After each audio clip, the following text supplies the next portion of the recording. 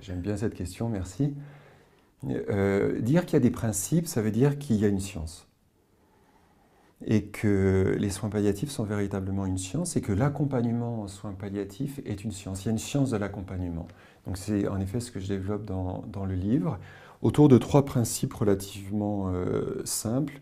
Le premier, c'est le principe du patient autonome.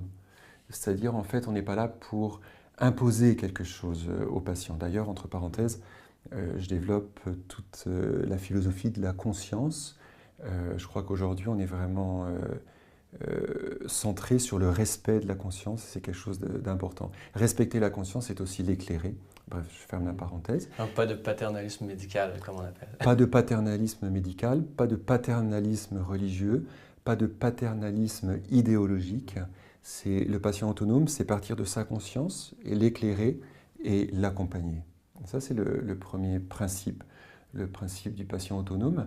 Le deuxième, c'est le principe du patient vulnérable. Le terme de la vie, la maladie, fait que autant le patient que la famille vivent en fait véritablement une vulnérabilité que je distingue de la fragilité. Et en fait, cette vulnérabilité, autant de la famille que du patient, que du professionnel de la santé, que ce soit le psychologue, le travailleur social, le médecin ou l'intervenant en soins spirituels, cette vulnérabilité devient un lieu de quête de sens. Ce que j'appelle en fait la vulnérabilité circulaire.